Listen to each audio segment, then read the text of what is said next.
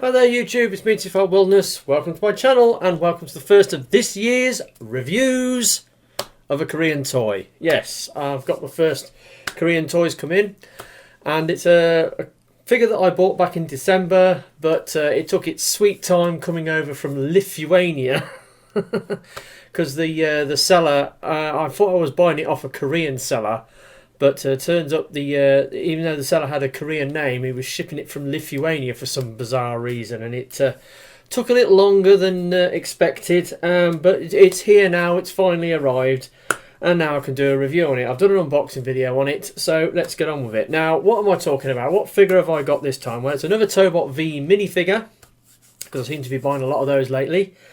Yes, and it's this guy, Tobot V Mini Wild Chief. Now, before we get into the toy, quick look at the packaging. Here's the box. It's a typical box that you get with these Tobot V Mini figures. It's made out of some nice sturdy cardstock. It's got a large window with a plastic clamshell inside, with that that shiny foil backing card in the back. There is some instructions with it, but they're still in the box. I can't be bothered to get them out. You've got some nice, sort of computer renders of the character on the side. You've got his name there, 02 Mini Wild Chief from Young Toys.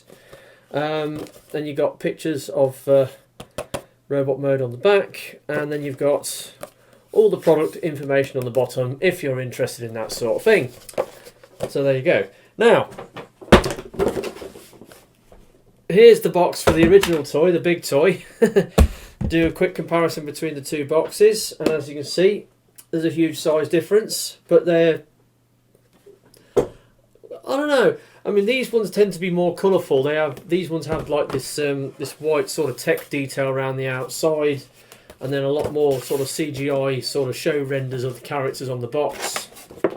These ones tend to be more, sort of cartoony CGI images, and but a box is a box at the end of the day. They're quite they're decent boxes for these Tobot mini figures. That's one good thing you can say about them. Right, so the figure itself, here he is in alt mode, and he is an off-road vehicle, kind of like a cross between a Land Rover and a Humvee. Rather unusual, but somewhat rugged-looking vehicle. It's got like a chunky grille at the front with two headlights picked out in blue. There is moulded detail on the front. You can see that, like it's got towing eyes, and it's got like a winch, and a few other bits and bobs, side lights and stuff like that. And you go down the side, and there is quite a decent amount of moulded detail on the side, but just not much in the way of paint, because this is a typical of Tobot V Mini Figure. They hardly got any paint, especially when compared to the big ones. So you've got black painted windows, you've got the white stripe down the side, and that's about all the paint you got going on the side. Black moulded pinned wheels that are quite large, but they do roll extremely well, but no paint on the wheels. You look on top, kind of plain on top. It hasn't got the roof rack that the big one's got. You've got the moulded in Toki, which is in white instead of silver. And then you've got these big white bits here, which are actually the feet. A little bit of moulding detail on the hood or the bonnet. You've got some I don't know, some hold down straps or something. You go around the back. Not much going on at the back. You've got this big black bumper, and you've got this bit of a gap in the back that doesn't seem to do anything. And then underneath, obviously, it's scrunched up robot bits. So yeah, it's a thing. Now, obviously, I've got the big guy. I've got the big guy here for the size comparison and the to show you what's missing paint-wise, because you can see how much paint detail this thing's got on it. It's got all this gunmetal grey on the wheel arches and the window frames, and then you've got the white stripe, and you've got all the door handles and hinges picked out in black. You've got the black stuff down the bottom. You've got painted wheels. You've got the silver roof racks, and you've got the bars there, and you've got all this painted detail on the front and on the top. It's got quite a lot going on. And then you look at this thing, and you can see the differences. So there we go. It's a Tobot minifigure. It's got the usual shortcomings in its alt mode as most of the other Tobot minifigures, but you know, it still looks like the vehicle it's supposed to be. And like I said, it's got large tin wheels and it rolls extremely well. Now, transformation on this thing is very, very simple, very straightforward. It's pretty much the same as the original one, but with a number of simplifications thrown in. So to start off with, you take the vehicle, break the back, and then fold out the legs. Like that. You can then split the legs, and that's the bottom half done. Then on the top, take the cabin section and pull it back a little bit.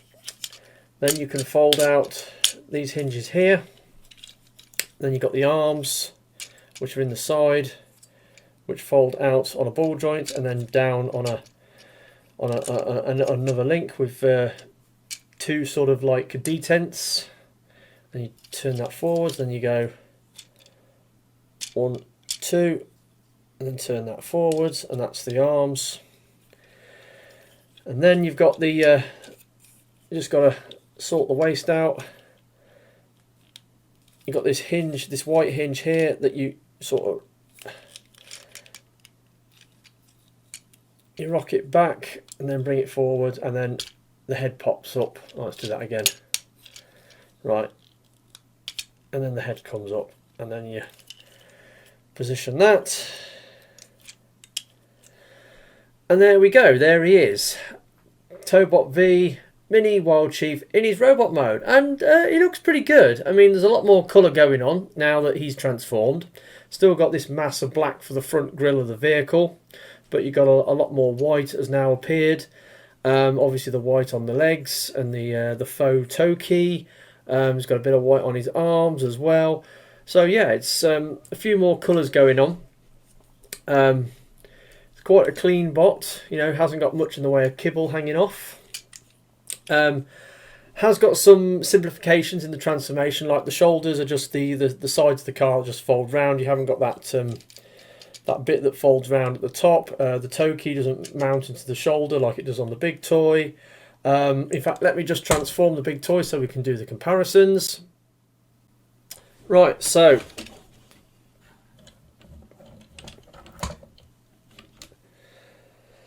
there we go. There's the size comparison between the little one and the big one. And obviously you can now see the huge difference in the paint apps between the two moulds, because this thing is absolutely blathered with painted detail. He's got so much going on. I mean, he's got all this painted detail on his arms, all this painted detail on his legs. He's got all the painted detail on his grille.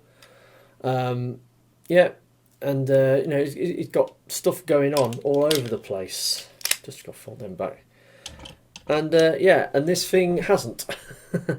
But still, I mean, if I was to, you know, sort of size him up, I mean, proportions-wise, you know, pretty close. Obviously, you know, moulding details like on the legs. You can see they've simplified the you know, the leg design quite a lot, because it's got like the roof racks on the big one that got quite a lot of moulded detail on them. Yeah, and then all the shoulder bits, because on this one, you got the